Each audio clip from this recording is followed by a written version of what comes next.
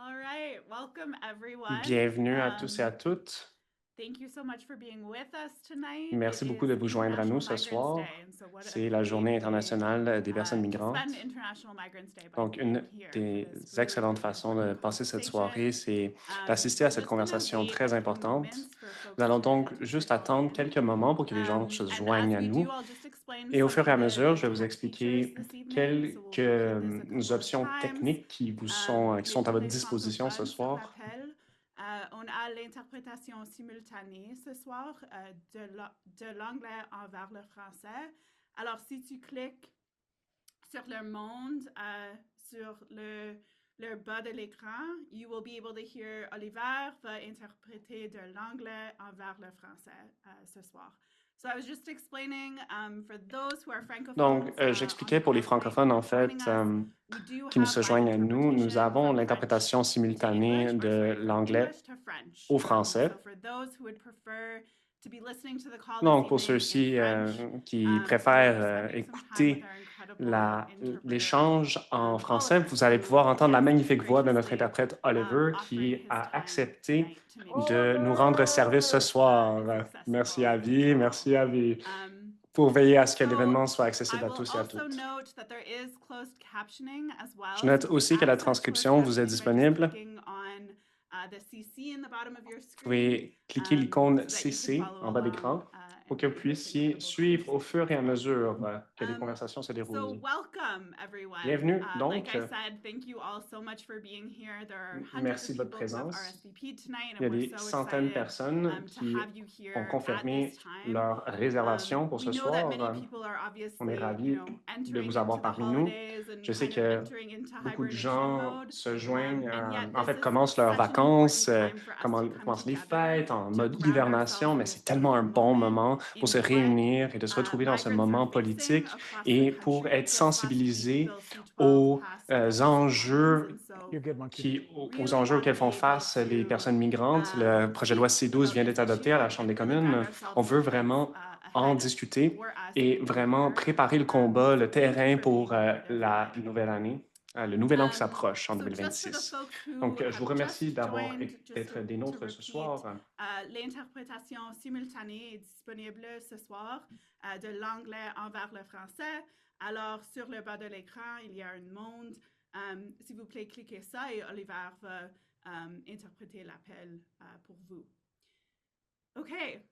So I would like to welcome you all. As I Bon, said, bienvenue à it tous is et à toutes. International Migrants Day. It's C'est a la Journée critical internationale day des all personnes around the migrantes. world C'est une journée to fight phare for the autour du rights of monde. migrants. And we are so On est lucky là pour tonight lutter pour les to droits des have personnes Mustafa migrantes. On est Hanaway tellement ravis d'avoir with us for Mustafa this Hanaway conversation. ce soir I would like des to nôtres. begin by acknowledging that I Je am tiens tout based d'abord à on Treaty préciser 6 que je me territory joins à vous depuis le in territoire numéro 6, Amiskitchewan, à also known as Amiskitchewan-Skyken, Edmonton, Alberta. également And that is connu sous le nom the d'Edmonton land en of the Alberta, Cree, terre Dene, des Nakota, peuples Cri, Sioux, Dene, Saulteaux, Nakatasu, and Métis Saulteaux et peoples. Métis. And these are Ce. lands that, have seen the freedom of movement. C'est des terres qui ont Since connu time la liberté immemorial de until mouvement, very des violent déplacements des peuples depuis les temps restriction of that immémoriaux, movement in the form of reserves and mais aussi enclosure des terres qui ont and connu des preventing restrictions access to violentes the à la real kind of liberté material de needs that people déplacement. need, that Indigenous Et people need. les gens Prior to autochtones se that, sont fait réprimer dans these leurs lands, I droits. think, reflected that Avant cela, natural ces human terres instinct in order ont to gather in reflété cet community, to instinct find food, to de find shelter. bâtir une And I'm thinking communauté, de about that a lot trouver on la International nourriture, des Migrants Day ressources. Et of what c'est it quelque chose means à to laquelle je actually songe beaucoup lors honor de cette journée internationale des personnes Indigenous migrantes, laws that c'est-à-dire de govern the pouvoir lands that we honorer live on, les and how it is lois that the autochtones qui history of the gouvernent les terres lands sur lesquelles on that habite we are et on really show us this comment importance of fighting for the l'histoire freedom of nous movement for all démontre people. cette importance And de so want to lutter pour les ground us in droits de that tous et spirit de today. toutes. Donc, c'est de ce So as I ton said, que just a j'aimerais few débuter notre housekeeping dialogue solidaire items. ce I soir. see that many Donc, people quelques are points already administratifs. Je introducing vois que yourselves in the chat. beaucoup Please de gens continue se to do that. We présentent would dans love le to clavardage. see where you are calling Continuez à in le faire, s'il from. vous plaît. We have C'est folks all super across the de country voir who d'où often vous vous join these joignez à solidarity nous ce sessions, and soir. it's always Les really dialogues exciting to solidaires see sont très where populaires you're et joining c'est from. toujours bien So, as I d'entendre said, closed de captions vous, are chers available. We will participants. also Donc, be oui, recording the call this evening la transcription est and sending disponible. that Nous out. allons So I enregistrer always say l'appel et for nous those allons of you aussi in pouvoir publier cette vidéo. Alors, pour ceux qui se joignent à nous depuis Terre-Neuve, depuis leur divan, vous pouvez écouter le dialogue solidaire demain matin. Donc, ce soir, on va discuter du moment dans lequel on se trouve, c'est-à-dire la montée de la xénophobie, non seulement au Canada, mais partout dans le monde.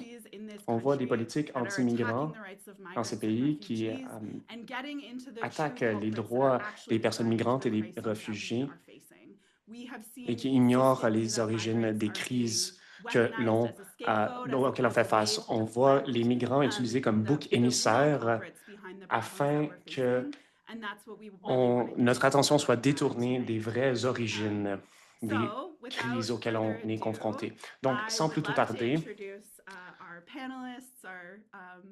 j'aimerais présenter nos panélistes ce soir. Donc, Avi Lewis, vous le connaissez, c'est un journaliste enseignant à l'Université de Colombie-Britannique et il brigue la chefferie du NPD fédéral. Il veut un parti qui dénonce les vrais coupables des problèmes auxquels on fait face aujourd'hui et un parti qui empêche ces forces de nous diviser les uns contre les autres. Et on est tellement ravis d'avoir Mostafa ici avec nous, un organisateur de longue haleine au Centre des travailleurs immigrants, où il lutte pour les droits des travailleurs immigrés et migrants. Il est également chercheur, ancien boursier, diplômé du Centre de justice sociale de l'Université Concordia et auteur du livre Essential Work, Disposable Workers, publié par Fernwood Publishing. Donc, certainement, ça vaut la peine de consulter son livre suite à ce dialogue. Donc, je vous laisse la parole, messieurs. Emma, thank you so much. Emma, je vous remercie.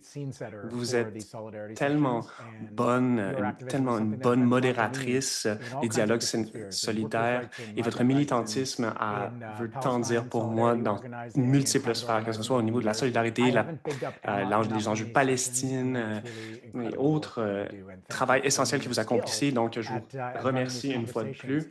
Votre talent est indéniable et votre apport est indéniable aussi à cette campagne. Mostafa, c'est tout un honneur de vous recevoir ce soir. Nous deux, on est militants depuis très, très longtemps et c'est tellement bien de pouvoir tenir cette conversation lors de la Journée internationale des personnes migrantes. C'est un moment fort, celui auquel on fait face maintenant. Donc, on aimerait commencer avec la vérité pure. Donc, dès qu'on a une publication sur les personnes migrantes qui émane de notre campagne, on reçoit toute une vague de réponses de la part de racistes. Et ça nous rappelle, franchement, comment les puissants de notre société utilisent la xénophobie, le racisme et l'arsenalisation des personnes migrantes afin de semer les divisions. C'est un problème d'ordre social qui a été répété très souvent par le passé. Le thème de notre campagne et de notre politique, c'est l'urgence quotidienne de tenter de s'en sortir dans une économie truquée où tout le monde travaille trop fort et les gens se font arnaquer. Et on a vu une arsenalisation très puissante des forces du racisme et de la xénophobie au pays qui émergent de ces forces de la droite et on le voit encore plus flagrant aux États-Unis. C'est deux revers de la même médaille. Des gens qui souffrent et tout-puissants qui nous clivent un contre l'autre et qui tentent de détourner notre attention vers les banques, vers les Galen Weston de ce monde, des ultra-riches qui méritent, qui ont des bonus, des primes. Ils empochent des milliards de dollars, des dizaines de milliards de dollars sur Bay Street. Et nous, on doit faire face, on doit composer avec la suprématie blanche et les divisions qui sont semées par les tout-puissants. Donc, c'est une conversation très intéressante à laquelle j'ai très hâte ce soir. À la dernière, en fait, la semaine passée, le projet de loi C-12 a été adopté en Chambre des communes. Ça va être dévastateur pour les personnes migrantes. Ça a été inspiré des stratégies de Donald Trump. En fait, le Parti conservateur appuie totalement le projet de loi C-12. Le projet de loi C-12 va être maintenant étudié au Sénat. Il a été adopté à la Chambre des communes. Le projet de loi n'a pas reçu la sanction royale, mais est à l'étude dans le Sénat. Et donc, c'est un enjeu névralgique et j'ai hâte de vous en parler ce soir. Et je veux vous rappeler, en fait, à tous et à toutes qu'avant qu'il y ait eu le projet de loi C-12, c'est le premier ministre Trudeau qui a débuté dans cette vague de sentiments anti-migrants et les conservateurs le font depuis la nuit des temps. Ils blâment les immigrants pour tous nos problèmes économiques et autres. Mais Trudeau, il a dit, oui, on va limiter le nombre d'immigrants et on va mettre un gel à l'immigration. Il y avait 1,2 million de permis qui allaient expirer et ça voulait dire qu'il y avait 3 000 personnes qui perdaient leur statut tous les jours. Et c'était à une époque où les conservateurs disaient que l'immigration est... il n'y a aucun contrôle adéquat sur l'immigration. Maintenant, on a le projet de loi C-12 qui a été adopté à la Chambre des communes. Donc, Mustapha, j'aimerais vous rappeler, en fait, débuter cette conversation en parlant du présent, mais aussi de faire un retour historique. Donc, est-ce qu'on pourrait commencer avec le récit, l'histoire de la migration? Vous avez énormément d'années d'expérience en organisation en matière d'immigration et de migration. Pouvez-vous nous raconter un peu plus l'histoire de la migration? Oui, d'abord, j'aimerais dire que c'est tout un honneur de participer à cette conversation avec vous à Avis lors de cette Journée internationale des personnes migrantes. Ça démontre l'importance de jeter lumière sur les luttes auxquelles font face les personnes migrantes. C'est tellement bien de le voir dans une campagne et c'est tellement bien de le voir intégré comme vecteur de la justice sociale. Pour nous tous, certes, mais aussi pour les personnes qui ne peuvent pas voter, parce qu'il y a des gens à statut précaire qui sont des travailleurs étrangers temporaires, par exemple, ils ne peuvent pas participer au processus électoral. Et donc, c'est pour ça que c'est très facile de les exploiter. Parce qu'en fin de compte, les gens savent que ces personnes ne peuvent pas voter et donc il n'y a aucune conséquence à exploiter les personnes migrantes. Et ça leur rend une cible facile au sein de notre société, que ce soit par le passé ou par les jours qui courent. Et c'est intéressant parce que lorsque l'on parle de la migration dans les médias, dans notre discours social, on ne pose pas cette grande question globale. On ne pose pas des questions comme pourquoi est-ce que les gens migrent vers nous? On entend qu'ils sont en train de voler nos emplois ou ils sont en train de nous exploiter, mais on ne pose jamais les questions suivantes. Pourquoi est-ce qu'ils sont venus ici? Et qu'est-ce que ces gens ont abandonné dans leur pays? Et les seules fois où on a posé ces questions, c'est... En fait, on a été forcé de le faire dans notre histoire du Canada. C'est quand le corps d'Alan Kurdi a été retrouvé sur une plage. Il était supposé venir au Canada pour des motifs d'ordre humanitaire en tant que réfugié syrien pour se joindre à sa famille. Il avait un jeune enfant. Et c'est une tragédie qui a créé une onde de choc parmi tant de gens. Et ça nous a vraiment sensibilisés aux réalités desquelles les gens fuient dans leur pays d'origine. C'était pendant la guerre en Syrie.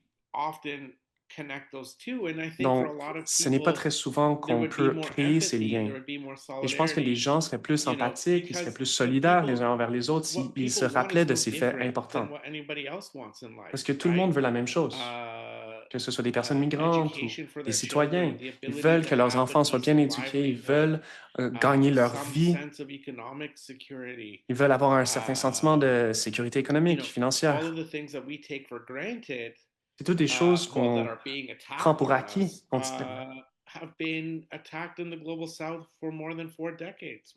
Et c'est toutes des enjeux pour les pays du Sud, mais on ne parle pas de la mondialisation et on ne parle pas de la manière de la façon dont les politiques néolibérales ont détruit cet espoir. 80% de la migration, c'est des pays en voie de développement vers les pays développés. Ce n'est pas à cause d'une mauvaise gouvernance ou de la corruption. La majorité de ces pays ne sont même pas des États déchus. C'est des pays qui ont suivi le consensus à Washington, c'est-à-dire le consensus des politiques de libre-échange, les politiques de la Banque mondiale. Par exemple, prenons les Philippines. 5 000 personnes quittent les Philippines à chaque jour en tant que travailleurs et travailleuses migrants et migrantes. Et c'est un pays qui connaît une augmentation de son PIB régulière. Et pourquoi est-ce que ces gens quittent? Eh bien, c'est parce que les politiques mondialistes ne fonctionnent pas. C'est toutes des politiques qui enrichissent les banques sur Bay Street, sur Wall Street et à Londres. Les ressources sont mobilisées pour rembourser des dettes injustifiées. Donc, il y a une privatisation de leur système d'éducation, de leur réseau de la santé. Ils doivent participer à l'exportation, au développement de l'exportation. Ah oui, et c'est la même chose avec les ressources naturelles au Canada. Vous avez décrit dans les pays du Sud, c'est un peu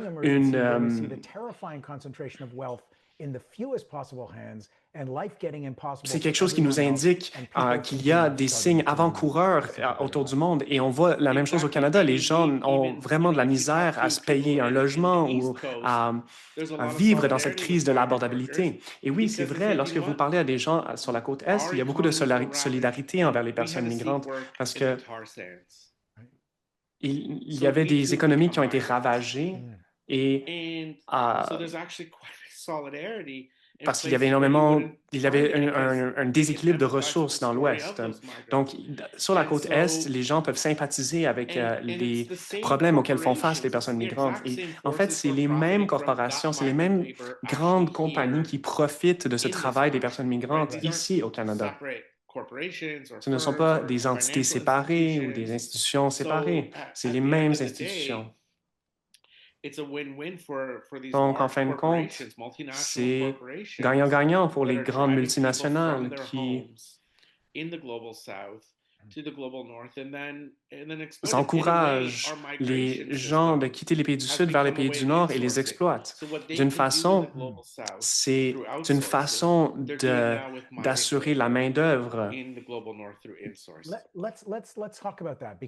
Oui, discutons de cette sous-traitance des gens, oui, ou du militantisme, oui, parce qu'il y a des manifestations comme aux États-Unis pour un jour, par exemple, où les gens vont arrêter de travailler pour être en solidarité avec les personnes migrantes. Donc, on vient d'établir un cadre économique de cette conversation et c'est quelque chose qui manque toujours lorsqu'on commence à parler des biais, pardon. Et on ne parle pas des causes profondes et des origines de ces mouvements de masse de gens. Mais parlons de l'importance que joue le travail des personnes migrantes dans leur économie et comment les gens se font et comment le travail et l'apport de ces personnes migrantes sont affectés lorsqu'ils se font attaquer. Les personnes migrantes sont fondamentales à notre économie, non pas seulement pour la productivité, mais aussi pour assurer la survie de notre société. Et on l'a vu lors de la pandémie, c'était un exemple flagrant du fait. En fait, c'était un exemple flagrant de ce phénomène. Les personnes essentielles qui accomplissaient un travail essentiel étaient très souvent des personnes migrantes. C'était des gens qui travaillaient dans des usines, Amazon, dans des champs. Au Québec, par exemple, lorsque la frontière a été fermée pour tous les déplacements, les frontières ont quand même été ouvertes pour les travailleurs saisonniers.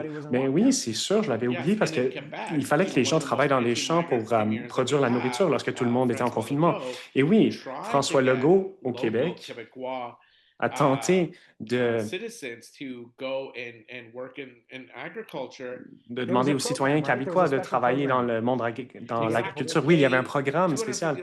Oui, ils ont dit on va payer 250 $ de plus par semaine et ils ne pouvaient pas combler ces postes. Ils ont dû quand même demander à tous ces travailleurs étrangers temporaires de venir travailler dans les champs, dans les usines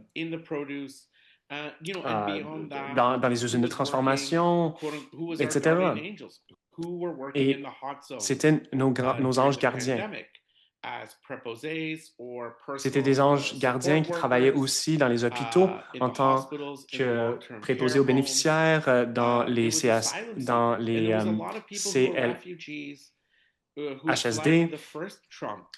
Et c'était des immigrants qui ont fui le premier gouvernement Trump. C'était des demandeurs d'asile qui sont venus de l'Afrique de l'Ouest, de l'Haïti, entre 2013 et 2019. Et ils étaient des héros à l'époque. Et soudainement, on visait à les expulser du pays. Et on le voit dans le secteur public. À chaque fois qu'on a besoin de travailleurs à salaire modique dans notre fonction publique, on se fie sur les personnes migrantes. Donc, on parle ici d'infirmiers, infirmières, de personnel d'entretien, de travailleurs agricoles, des travailleurs et travailleuses miniers, et ceux qui travaillent dans l'industrie forestière aussi. Donc, il n'y a pas... En fait, les personnes migrantes ne font pas que combler les lacunes de notre économie, ils forment le cœur battant de notre économie dans multiples secteurs. Donc, si on regarde dans le secteur des épiceries et à travers toute la chaîne d'approvisionnement de l'alimentation, écoute, vous avez mentionné Galen Weston. Oui, je parle souvent de Galen Weston parce que tout le monde le sait qu'il vaut 18 milliards de dollars. Et tellement de Canadiens ont la misère à payer leur panier d'épicerie. Et c'est une ironie qui occupe l'esprit des Canadiens. Vous dites que les travailleurs migrants forment une partie fondamentale de ce système. Et lorsque les gens voient les prix de l'épicerie, ils se tournent vers d'autres solutions plus visionnaires. Oui. Et la famille Weston, c'est un exemple parfait, quoi. Donc, lorsqu'on parle du rapatriement de la main-d'œuvre ou de la sous-traitance, on voit que Nike exploite les travailleurs dans les pays du Sud. Et bien, Galen Weston fait la même chose au sein de notre propre chaîne d'approvisionnement de l'alimentation. Et ce n'est pas juste Galen Weston, c'est les grandes compagnies, Loblaws, Sobeys, Metro, contrôlent 60 à 70 % du marché de la distribution des aliments. Donc, 70 % de toute la nourriture que mangent les Canadiens proviennent de 3 compagnies. Donc, ils utilisent ce grand pouvoir pour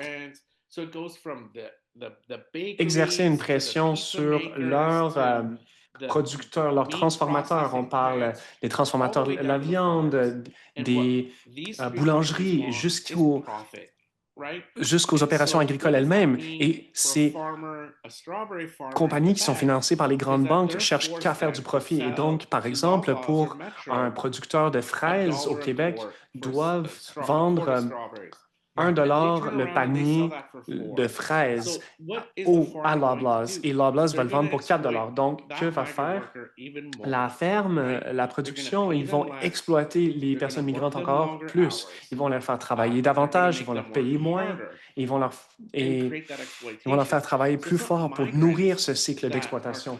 Donc, ce n'est pas les personnes migrantes qui créent cette crise de l'abordabilité. En fait, la famille Weston et ses 3 grandes entreprises, plus ils accumulent de puissance, plus ils arnaquent les travailleurs, les consommateurs et les gens qui participent à la chaîne de l'approvisionnement. Donc, si les personnes migrantes étaient capables de s'organiser, ils pourraient défier le coût de la crise de la vie chère et les inégalités extrêmes, les profits exorbitants qui sont faits par la famille Weston, parmi d'autres. Si on regarde les tomates au Québec, par exemple,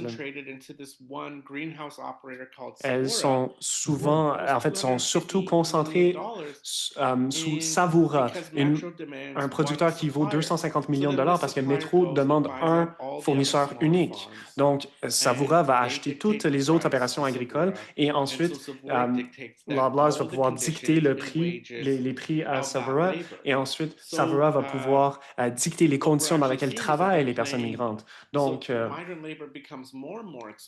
on voit que le travail la main-d'œuvre migrante devient de plus en plus exploitée et les profits surgissent. Et un autre exemple ici au Canada, c'est un exemple international, c'est Amazon. À chaque seconde, Jeff Bezos fait 500 $. 500 $ la seconde. 61 millions de dollars la journée. Oh, pardon, attendez, je vais essayer de récupérer des 500 $. Ah, non, il y en a un. Non, c'est des 500 $ qui sortent de ma poche vers les nuages. Oui, mais tous ces travailleurs sont des demandeurs du statut de réfugié, des étudiants internationaux, beaucoup. En fait, c'est surtout les hommes de l'Asie du Sud-Est qui se font cibler comme boucs émissaires. Et ils sont des camionneurs. Ils disent qu'on est en train de voler, qu'ils sont en train de voler nos emplois, etc. Mais vous savez que ceux qui ont participé au convoi à la liberté ne forment pas le cœur battant de l'industrie de la logistique. C'est en fait les camionneurs de l'Asie du Sud-Est. Oui, et j'ai vu des campagnes magnifiques par le passé qui ont démontré le degré d'exploitation auquel que vivent ces camionneurs. Oui, eh bien, c'est la même chose. Amazon va essayer de monopoliser toute l'industrie pour avoir une livraison gratuite, rapide. Donc, ces camionneurs sont forcés de travailler des heures obscènes toute la nuit, qui enfreignent les lois, qui ne respectent pas les pratiques syndicales au pays. Il n'y a aucune syndicalisation. Et les profits montent en flèche. Et c'est quels emplois qui se font voler, en fait? Ce n'est pas un vol, c'est une exploitation. Et bien sûr, il y a énormément d'anxiété qui plane. Les prix des loyers, l'abordabilité. Mais tout ça pour dire que les personnes migrantes ne sont pas en train d'arracher cette valeur aux Canadiens. C'est plutôt une valeur qui est siphonnée des grandes entreprises. Oui, et ça va tout pour payer le yacht de Galen Weston, oui, la famille Roston, les Bezos de ce monde. Et un autre aspect de la crise de l'abordabilité, c'est la crise du logement ici au pays. Donc, on blâme les personnes migrantes pour les prix du logement. Et en partie, c'est vrai, il y a une augmentation de la migration. Mais ça vient compenser la pandémie où il n'y a eu aucune migration. Donc là, c'est les libéraux qui tentent de se rattraper. Et oui, en fait, à l'époque de la pandémie, les frontières étaient fermées. Oui, effectivement.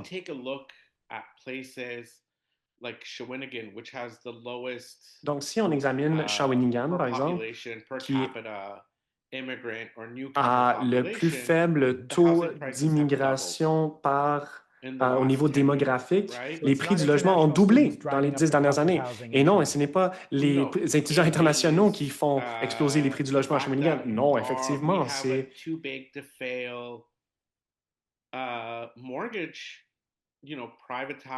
Parce qu'il y a trop de privatisation des pratiques hypothécaires qui devient de trop gros.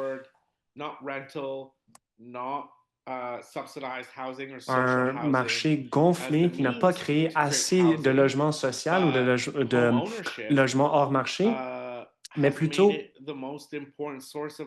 un système qui a assuré, qui en fait a mis en place le fait que la détention de la propriété a été très profitable pour les grandes banques. Donc, c'est les grandes banques qui en sont responsables, ce n'est pas les personnes migrantes. Et Trudeau l'a dit lui-même.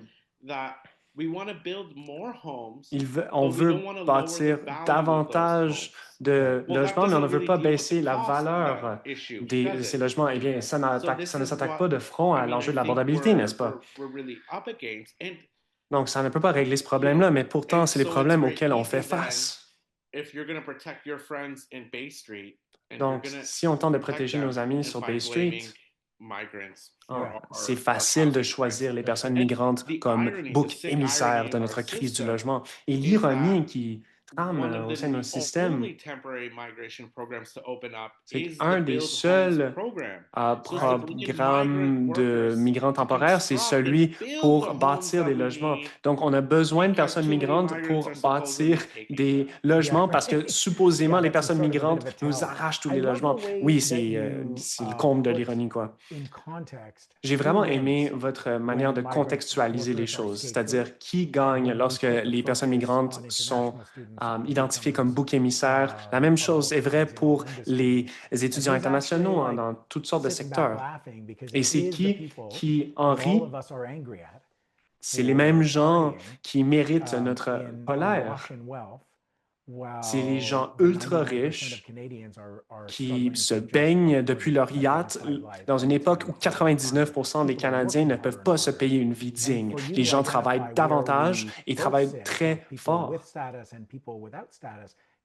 Qu'on ait un statut de citoyenneté, qu'on ait de la citoyenneté ou non, nous sommes tous des pions dans un système. Nous jouons tous des rôles différents, certes, mais nous sommes tous des pions. On fait face tous et toutes à la même dynamique dans cette crise de l'abordabilité et vous racontez votre version et votre récit de l'histoire qui démontre une solidarité, qui démontre que les droits des personnes migrantes sont les droits de tous et de toutes et que la lutter pour une vie digne collectivement, c'est important parce qu'on vit tous et toutes, on agit tous dans le même système. Mais j'aimerais parler de ce fait que les personnes migrantes sont souvent identifiées comme boucs émissaires. Vous avez dit, justement, qu'il y a eu une augmentation dans la migration au Canada, surtout dans quelques secteurs, qu'on parle des étudiants internationaux, que l'on parle des travailleurs étrangers temporaires. Lorsque je parle avec des étudiants internationaux, les gens sont d'accord. C'est la raison pour laquelle il y a un problème, c'est le sous-financement des universités depuis les années 90. Donc, les universités vont facturer des prix exorbitants aux étudiants internationaux parce que c'est la seule façon qu'ils peuvent se payer leurs opérations. Ils se fient davantage et trop sur les étudiants internationaux. En même temps, les universités sont des grands développeurs immobiliers eux-mêmes. Ils vont dire qu'ils ont moins en moins de profits, qu'ils ne font pas d'argent à cause de ces étudiants, mais ils font énormément d'argent parce qu'ils détiennent énormément de propriétés. Donc, j'aimerais vous entendre plus parler davantage, en fait, de ce sujet de bouc émissaire. Avez-vous besoin? Non? OK, c'est bon. Il parle d'un webinaire avec quelques centaines de personnes. Oui, alors, je voudrais parler de ce thème de bouc émissaire. Comment est-ce que... pouvez-vous parler davantage de comment ils sont identifiés comme boucs émissaires? Parce qu'il y a eu cette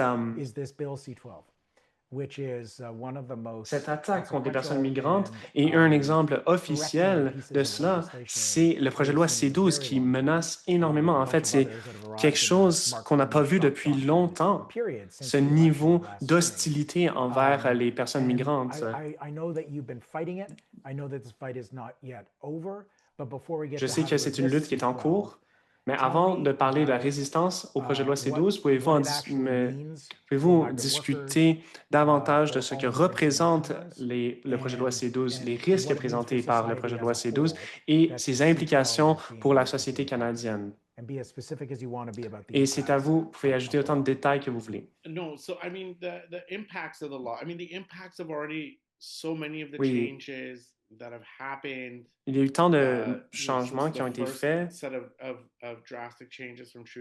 depuis les premières ébauches de ce projet de loi sous le gouvernement Trudeau, parce que jusqu'à 2023, Mark Miller avait promis un programme de régularisation exhaustif.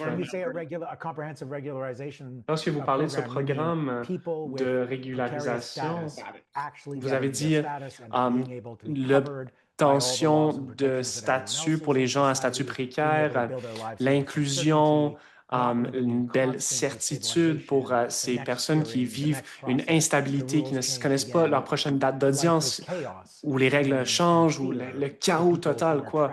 Même une peur profonde que vivent ces gens qui n'ont pas un statut confirmé. Oui, et c'est les gens auxquels on a parlé, les gens qui travaillent dans ces secteurs. Et ils avaient espoir en Mark Miller. Et Mark Miller a été très direct. Il a dit que ce n'était pas une mesure populaire, la régularisation à l'époque. Et donc, il allait aller dans le sens contraire. Il allait couper la migration. Il a comparé des êtres humains à un robinet qui pouvait être ouvert et fermé. Wow! Oui, un robinet qui pourrait être ouvert ou fermé. Et donc, c'est une manière de traiter les personnes migrantes comme des boucs émissaires. On parle de gens qui ont tout sacrifié pour venir au pays. Les gens présument que les étudiants internationaux sont riches. S'ils peuvent payer ces frais exorbitants, ils doivent être riches. Vous savez, il y avait 600 000 étudiants internationaux qui ont payé 22 milliards de dollars en frais d'éducation, mais le gouvernement fédéral ne dépense qu'une fine proportion de cela. Oui.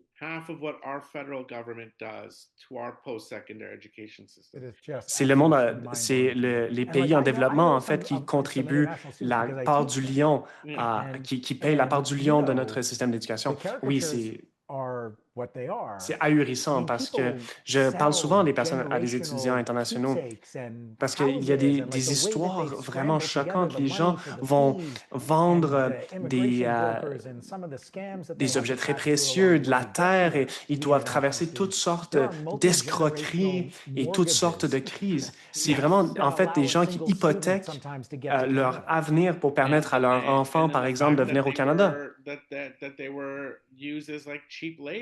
Oui, on les a aussi utilisés comme une main-d'œuvre à bas prix. On était un des seuls pays qui a permis aux étudiants internationaux de ne pas payer les frais de scolarité par le passé.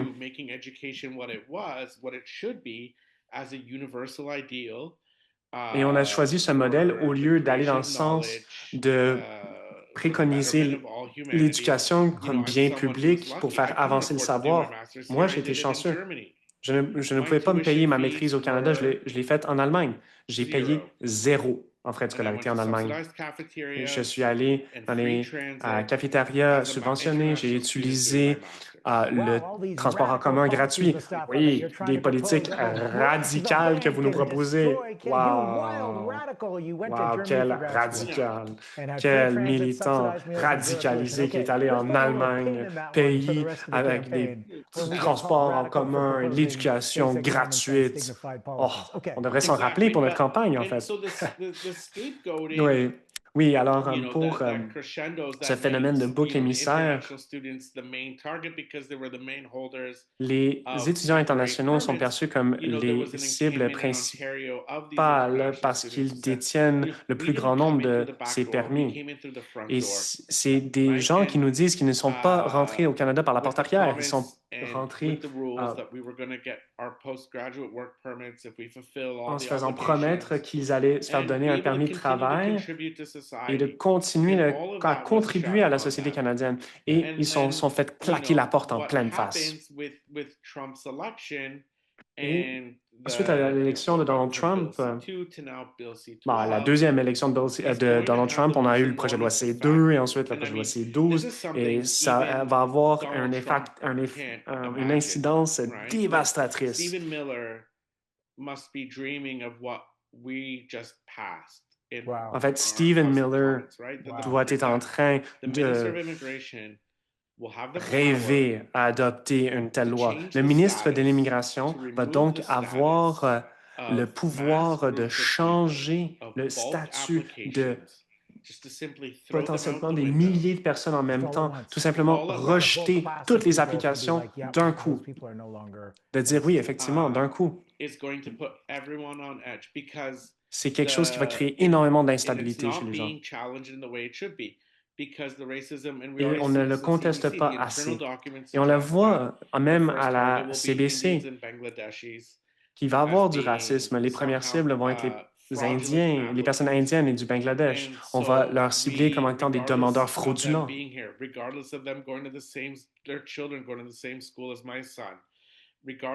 Des demandeurs frauduleux, peu importe la réalité, parce qu'ils vont à la même école, par exemple, que mon fils, mais si on peut les blâmer comme personnes, les considérer comme personnes frauduleuses, on peut révoquer leur statut et les expulser en masse. Le gouvernement fait fi de notre système. Encore pire, ils font fi de la tradition et de notre système d'immigration et de réfugiés et les principes sur lesquels ce système a été fondé. On présume que les gens qui arrivent au Canada, même si c'est que pour un an, il y a un an, ne peuvent pas chercher le statut, ne peuvent pas demander l'asile. Et on le voit. On le voit souvent, en fait. On le voit même en Venezuela maintenant. Donald Trump a annoncé vouloir envahir le Venezuela. Et toutefois, avec ce projet de loi, on ne peut pas.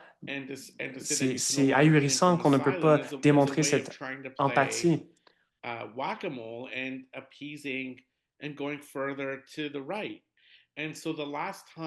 Le projet de loi C12 est un virage vers la droite. La dernière fois qu'un ministre de l'Immigration a eu ce pouvoir, c'était les moments les plus sombres de notre histoire, les chapitres sombres de notre histoire. C'était la période de l'entre-guerre, avant la Deuxième Guerre mondiale, où il y avait un slogan « None was too many », et on a renvoyé les réfugiés juifs vers l'Europe. C'est les mêmes frontières que les réfugiés juifs ont utilisées en 2017. Dans les années 1930, 1940, il y a eu des réfugiés juifs qui ont tenté d'entrer au Canada, mais la politique d'immigration à l'époque ne leur a pas permis de le faire. Il y avait aussi les camps. Les camps pour les personnes japonaises à l'époque, oui, en fait, ça résume le pouvoir de la ministre de l'Immigration. Effectivement, il n'y avait aucune supervision, aucun pouvoir discrétionnaire. En fait, tout le pouvoir discrétionnaire est à la ministre. Oui, et il va y avoir du nouveau financement pour les agents de la SFC. C'est de l'argent qui aurait pu être utilisé pour le logement et pour offrir aux Canadiens les services dont ils ont réellement besoin. Mais à la place, il doit avoir... écoutez, le gouvernement se dit on doit créer des boucs émissaires, on doit apaiser Donald Trump, on doit avoir cette entente commerciale, voyons donc. Donc, le gouvernement a rédigé le projet de loi C12 et les conséquences vont être dévastatrices parce que tous les travailleurs et travailleuses migrants et migrantes vont vivre dans la peur qu'ils vont devoir se conformer. Oui, c'est un mécanisme de discipline de masse. Oui, et les employeurs vont réaliser qu'ils vont avoir à leur disposition un grand bassin de personnes migrantes non documentées parce que les gens ne vont pas réintégrer le système. Ils ont trop perdu, ils ne peuvent pas réintégrer le système. C'est une crise. C'est une crise artificielle parce que les gens, on peut régulariser les statuts des gens. Il ne va pas avoir de problème. En Espagne, ils l'ont fait avec 100 000 personnes à chaque année ou à chaque 2 ans. Ils exigent une résidence. Ils exigent que les gens vivent en Espagne 2 ans et ensuite se font voir leur statut régularisé. En fait, l'économie de l'Espagne est en plein essor parce qu'ils ont créé des politiques humanitaires. Oui, écoutez, l'heure avance parce que je veux avancer un peu le dialogue. Vous m'avez vraiment rendu très fâché, coléreux par rapport au projet de loi C-12. Alors, je voudrais parler de continuer ces conversations, mais avant de le faire, j'aimerais faire un appel à l'action très clair aux gens qui nous écoutent ce soir. Mostafa, vous avez dressé un portrait très effrayant du projet de loi qui a été adopté par ce gouvernement. On l'a entendu, tout ça et plus. Dans les derniers mois, vous et les gens qui œuvrent à la défense des personnes migrantes tentent de lutter contre ce projet de loi. Eh bien, c'est quoi la prochaine étape? Parce que je pense que les gens qui nous écoutent ce soir sont prêts à se lever de leur écran et de vraiment se mobiliser l'année prochaine ou dès maintenant. En ce moment, il faut lutter contre l'adoption du projet de loi C-12. Ce n'est pas... le projet de loi n'a pas été adopté au Sénat, même s'il a été adopté à la Chambre des communes. Le Sénat va voter va tenir un vote sur le projet de loi C-12 en 2026. Donc, on doit exercer autant de pression que possible sur le Sénat pour que le Sénat rejette le projet de loi C-12. Mais aussi, il y a des manifestations en cours dans des villes. Les gens peuvent participer à ces manifestations pour freiner le projet de loi C-12. Et il y a toutes sortes de manifestations dans toutes les régions du pays à migrantrights.ca. Vous allez voir un lien pour avoir plus d'informations quant à la lutte contre le projet de loi C-12. Nous continuons notre résistance et notre organisation à ce chapitre. Oui, je trouve que c'est important de participer à telle action. Et le mouvement de la main-d'œuvre migrante a eu des gains importants dans la dernière décennie. Et je crois que c'est important pour que les gens se sensibilisent et s'éduquent par rapport aux enjeux des droits des personnes migrantes parce qu'il y a tellement de détails dans la politique d'immigration. C'est comme la politique de logement. C'est très important, en fait, de s'y renseigner. Il y avait une grande victoire, en fait, c'était quoi? Il y a 2 ans où le gouvernement allait donner à la résidence permanente sur tous les travailleurs de soins dès qu'ils arrivent au pays. Et c'est le résultat d'une campagne qui a duré 10 ans. C'était le fruit du travail de tant d'organisateurs. Mais là, le gouvernement fédéral leur a accordé le statut. Mais une fois qu'ils ont dit qu'ils allaient le faire, ils n'ont qu'à faire 5 500 résidences permanentes lorsqu'il y avait 40 000 personnes qui se sont fait dire qu'ils allaient l'avoir. Alors, 5 500 de résidences permanentes à une époque où il aurait dû en avoir 40 000. Donc, je pense que les gens gagneraient à être sensibilisés davantage. C'est très important de se rappeler qu'on peut gagner ces luttes. Pensez à la posture du Canada face aux réfugiés syriens, aux réfugiés ukrainiens. Les Canadiens ont une histoire fière d'accueillir les gens et là, on se fait manipuler. Il y a tant de gens qui sont identifiés comme boucs émissaires, mais il faut se rappeler que les citoyens et les migrants font face à une même lutte commune. On a gagné ces luttes par le passé, on va les gagner à l'avenir. Effectivement, c'est une lutte qui est en cours depuis la nuit des temps. Une lutte constante. Donc, une question pour vous, Avi.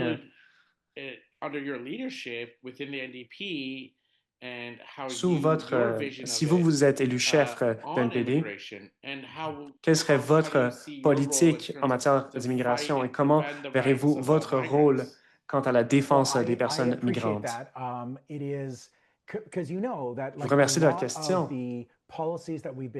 Vous savez, bon nombre des politiques ont été assujettis à des consultations avec des syndicats, avec des groupes de défense des personnes migrantes, avec des mouvements sociaux en général. Donc, notre façon de développer la politique dans notre campagne, c'est vraiment de discuter avec des gens qui font ce travail au quotidien et qui comprennent les nuances et qui comprennent les mesures à prendre à ce moment fort dans notre histoire. Ça ne va pas être une grande surprise pour nous, Mostafa, parce qu'on reflète ce que l'on nous demande dans ce que nous demandent ces groupes de défense des droits. Donc, je reviens à ce propos. Trudeau a fait cette petite concession politique qui a résulté en le fait que 1,2 million de personnes ont perdu leur statut. 3 000 personnes par jour. On n'y réfléchit pas. Tout ce qu'on fait, c'est lire une petite ligne médiatique, réforme de l'immigration, etc. Mais c'est des gens qui habitent au pays qui se sont fait expulser ou du moins qui vivent cette instabilité extrême. Donc, il faut absolument tenir nos promesses envers les personnes migrantes et réfugiées. Il faut arrêter de changer les règles à toute étape du jeu, parce qu'il y a des politicailleries qui sont... il y a beaucoup de politicailleries en immigration et c'est dommage parce que ça a un effet concret sur la vie des gens. Il y a des gens qui se sont fait promettre des résidences permanentes. Il faut qu'on respecte ces promesses. Il faut arrêter de s'ingérer dans la vie des migrants. Il faut respecter nos promesses et respecter les personnes migrantes.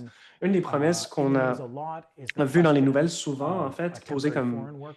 C'est la question, l'enjeu des travailleurs étrangers temporaires. Et les Nations unies, en fait, ont dit qu'il y a des aspects de notre système qui sont très similaires à l'esclavage. Et on pense au permis de travail fermé.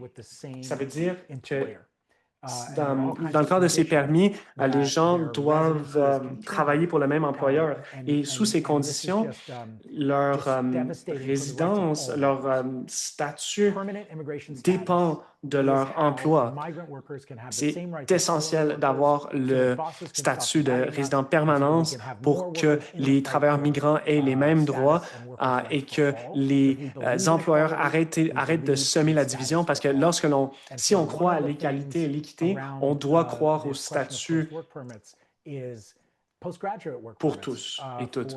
Et là, on a parlé des permis de travail, mais j'aimerais parler des permis de travail pour les travailleurs, pour les étudiants universitaires. Pour les étudiants universitaires, il y a un système en ce moment qui est classiste, qui est trop hiérarchique, qui ne valorise pas les travailleurs migrants qui font ce travail essentiel. Ils travaillent dans nos champs, dans nos hôpitaux, dans nos usines de transformation. Donc, si on compare les étudiants et les personnes migrantes, il y a un système à deux vitesses. C'est inacceptable. On accorde la résidence permanente à certains, mais pas à d'autres. Et c'est inacceptable. Et on l'a vu même au sein de notre campagne, la chefferie des néo-démocrates. On a vu des conservateurs et même d'autres candidats dans cette course demander la fin du programme des travailleurs étrangers temporaires. Nous, on ne veut pas la fin de ce programme au sein de notre campagne. Nous devons aller plus loin. Nous devons garantir le statut à tous ceux qui arrivent au pays. C'est essentiel. Avant qu'on touche à quelconque programme et qu'on vulnérabilise les gens davantage, il faut accorder le statut immédiatement. Nous croyons que toutes les personnes migrantes doivent se voir accorder le statut dès leur arrivée au pays. Et oui, vous voulez discuter aussi de ce point. Oui, et c'est très important parce que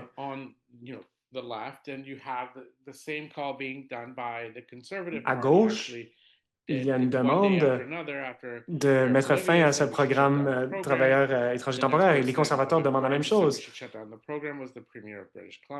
C'est le premier ministre, en fait, de la Colombie-Britannique qui l'a demandé, mais Pierre Poilievre l'a demandé aussi. C'est intéressant. Mais ça ne règle pas l'enjeu parce que le cœur ou la raison principale pour laquelle la rapporteure spéciale des Nations unies a comparé le système d'immigration au Canada à de l'esclavage, elle a évoqué comme raison principale le permis de travail fermé. Et c'est un héritage de l'Empire britannique. Lorsque les gens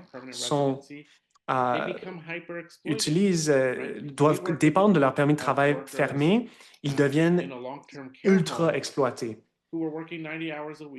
On dépend de les gens qui travaillent dans les CHSLD, travaillent 90 heures par semaine. Ils travaillent essentiellement pour des peanuts parce qu'ils ont trop peur de perdre leur statut. Et oui, c'est ce qui arrive lorsque l'on force des gens à rester avec de travailler que pour un employeur. L'employeur finit par les exploiter. C'est inacceptable. Oui, et c'est une des raisons pour laquelle on doit mettre fin au système de permis de travail fermé. Et il y a d'autres industries, d'autres secteurs en fait, beaucoup de secteurs qui se fient trop sur les permis de travail fermés parce qu'il n'y a pas de permis spécifique au secteur agricole, par exemple, parmi tant d'autres. Et c'est un problème fondamental. Ça donne trop de pouvoir aux employeurs. Si on se tourne vers le Sud, on voit tant de violence dans les discours trumpistes. Il a dit dans son discours à la nation en 2017, il a dit qu'il veut créer un système d'immigration comme le Canada. Donc, le but de toute cette violence perpétuée par ICE, par la militarisation des frontières, toutes les choses qui nous font tant peur, et ce racisme fondamental, c'est quelque chose qui a été inspiré du système d'immigration canadien. Et même le responsable de ICE a dit qu'ils vont ramener tous les gens qui ont expulsé en utilisant des programmes similaires pour des permis de travail fermés. Oui, c'est épeurant, effectivement.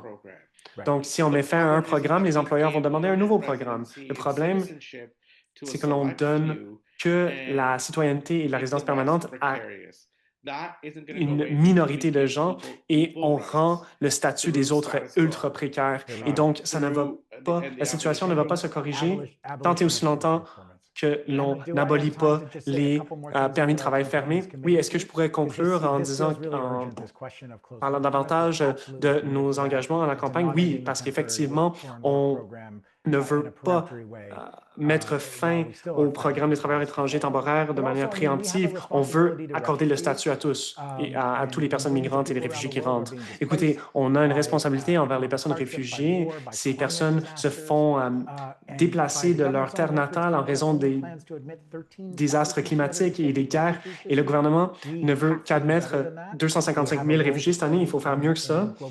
On a un rôle à jouer à l'international et nous bénéficions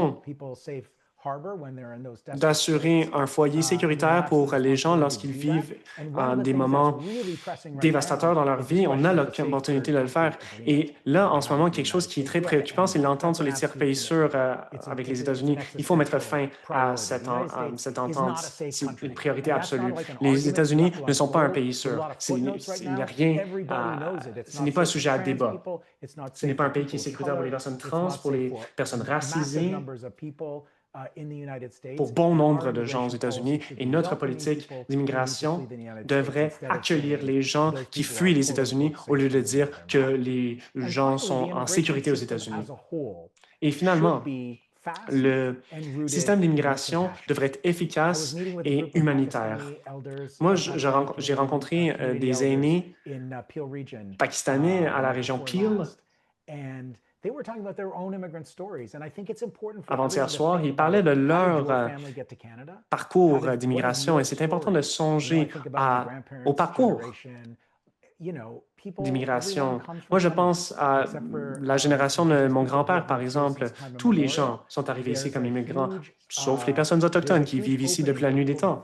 Il y a donc une possibilité pour que les gens songent à leur parcours d'immigration, au parcours d'immigration de leur famille. Pensez aux immigrants qui sont au Canada depuis quelques générations, qui ont traversé un système de points qui a valorisé leur profession, leur capacité, leur expertise, et ensuite qui n'ont pas même pas permis à travailler dans le secteur pour lequel ils étaient formés. Il y a des milliers de gens qui sont séparés par le système d'immigration, qui ne peuvent pas se réunir avec leur famille. C'est une précarité perpétuelle. Il faut donc accorder le statut. L'IRCC doit éliminer l'arriéré, être financé davantage, augmenter l'efficacité du programme, réunir les familles, aider les gens davantage et améliorer la flexibilité du système d'immigration et d'assurer que ce système soit plus humanitaire. Et c'est une lutte qu'on mène et qu'on doit continuer à mener. Merci. Donc, merci à vous deux pour vous être joints à nous lors de cette journée internationale des personnes migrantes. Avant que les gens nous quittent, j'aimerais juste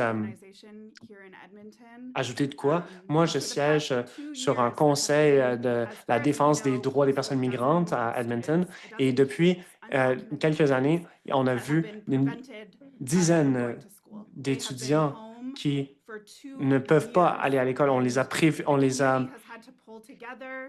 interdits d'aller à l'école. Et donc, nous, en tant que collectivité, nous avons travaillé ensemble. Il y avait des enseignants à la retraite, en fait, qui sont retournés au travail simplement pour enseigner ces étudiants. Mais c'est une solution tampon, ce n'est pas une solution pérenne. Il faut absolument faire valoir le fait que ces étudiants sont des êtres humains qui se font cibler comme boucs émissaires, qui sont des cibles directes de notre gouvernement. Ils ne peuvent pas vivre des vies dignes, décentes. Ils ne peuvent pas chercher à accomplir leurs rêves. C'est des des jeunes qui méritent d'être à l'école et donc c'est notre responsabilité collective d'appeler un chat un chat. Et je répète la même chose depuis le début de ces dialogues solidaires. Nous avons besoin d'un vecteur politique pour notre mouvement, nos mouvements. Nos mouvements font un travail fondamental, très important dans les communautés et pourtant les acteurs politiques dans notre gouvernement et notre opposition font un virage énorme vers la droite. Mais dans nos communautés, on voit des gens qui viennent combler ces lacunes dans l'espace politique de la gauche. Et donc, je tenais absolument à ajouter qu'avant que les gens pensent à s'hiverner, oh oui, ou s'assoient avec leur famille, ou ils ont des conversations plutôt délicates. Oui, effectivement. Mais c'est un appel à l'action. C'est un appel à l'action. La xénophobie est bien présente dans nos foyers, dans notre pays. Les gens se font mentir et donc c'est important de sensibiliser les gens aux problèmes auxquels font face les personnes immigrantes. Donc c'est vraiment important de faire ce travail. Vous savez, vous allez des fois vous tromper. Tout le monde ne peut pas être un expert comme Mustafa Hanaway, mais on peut faire de notre mieux pour sensibiliser les gens autour de moi. Non, il n'y a pas de problème. Mustafa, oui, vous êtes un coach incroyable. Oui, et je voudrais tout simplement dire aussi que nous avons une échéance dans notre campagne. Nous avons besoin que les gens qui nous soutiennent deviennent membres du NPD fédéral d'ici le 28 janvier s'ils veulent voir un parti fédéral néo-démocrate qui lutte pour les droits des personnes migrantes. Donc, si vous n'êtes pas adhéré au parti, nous allons publier un lien dans la section du clavardage. S'il vous plaît, joignez-vous à nous, adhérez au NPD pour que vous puissiez voter pour avis le 28 janvier. Aussi, pour les gens qui nous écoutent, la manière la plus efficace d'aider à Avi, pardon, de gagner, c'est de recruter vos amis et de leur demander de se joindre à notre mouvement. Nous avons un outil formidable où on peut évaluer votre mobilisation, votre puissance de votre réseautage en temps réel. Oui, oui, oui, c'est le réseautage amical. Oui, on a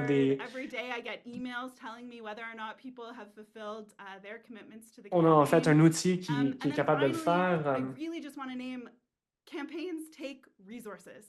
Et oui, je tentais de dire, les campagnes, ce n'est pas juste des tableaux de bord, puis de la technologie, c'est des ressources. Avi a besoin d'énormément de ressources pour se déplacer à l'échelle du Canada. Dans toutes ces communautés, ça prend des ressources d'imprimer des macarons, de créer des macarons, d'imprimer des affiches. Et comme Eric l'a dit, les dons, ce n'est pas juste une question de financement, c'est une question de prouver notre élan, l'élan que l'on crée, de pouvoir prouver aux gens que nous sommes capables de prendre les rênes et de monter à la chefferie de ce parti. Alors, si vous n'avez pas fait un don, on vous demande de le faire maintenant. Mais ça conclut ma partie. J'aimerais vous remercier, messieurs, pour vous être joints à nous ce soir. Oui, Mustafa, merci. Ça a été tellement bien de vous accueillir pour tenir cette conversation. Et c'est vraiment une conversation différente de celle que l'on tient d'habitude sur les personnes migrantes dans le monde de la politique. Et ça a été super illuminant pour moi parce que j'ai vu énormément de commentaires racistes. Mais il y a un antidote à ça, c'est-à-dire cette lutte commune des 99%. Et donc, je vous remercie de m'avoir bien sensibilisé à cet enjeu. Oui, mais merci à Avi. Je vais vous remercier parce que le fait de pouvoir tenir cette conversation avec les supporters et les partisans du NPD, c'est vraiment super de le faire parce que c'est tellement important de parler aux gens en faisant du porte-à-porte et lors de campagne. C'est là donc où on va pouvoir tous adopter un vocabulaire commun pour discuter de ces enjeux parce que je pense qu'on a cédé trop de terrain à un mouvement qui traite les migrants comme des boucs émissaires. C'est l'élite politique et l'élite corporative a maintenant exploité les personnes migrantes dans leur quête de pouvoir. Mais un message d'espoir à la fin, lorsque l'on pense à la saison des fêtes et qu'on pense à l'exemple d'Amazon, pour beaucoup de gens dans le monde syndical, il y a beaucoup de gens qui blâment les migrants pour du fait que leurs salaires sont à la baisse. Pensez aux gens qui travaillent dans ces usines d'Amazon, qui livrent vos cadeaux de Noël. Pensez à la lutte qu'ils ont menée pour lutter, pour obtenir une première convention collective. C'était des demandeurs du statut de réfugié du Tchad qui l'ont fait. Et il y a une mobilisation maintenant au Canada. Il y a maintenant un mouvement en Colombie-Britannique dans une usine d'Amazon. C'est des gens qui jouent un rôle énorme, c'est-à-dire ces migrants à statut précaire qui luttent pour avoir des meilleures conditions de travail qui sont tant importantes pour nous lors de cette saison des fêtes. Ils luttent contre une oligarchie ultra puissante. Donc, c'est vraiment une lutte commune. Et donc, je suis tellement ravi d'avoir pu tenir cette conversation avec vous, Avi. Oui, merci. Merci, Mustafa, c'était formidable. Et merci à vous, Emma, aussi. Merci à vous deux. Nous allons publier l'enregistrement dans les jours à suivre. Donc, veuillez l'envoyer à vos amis et vos proches. Joyeuses fêtes à tous et à toutes. Oui, joyeuses fêtes.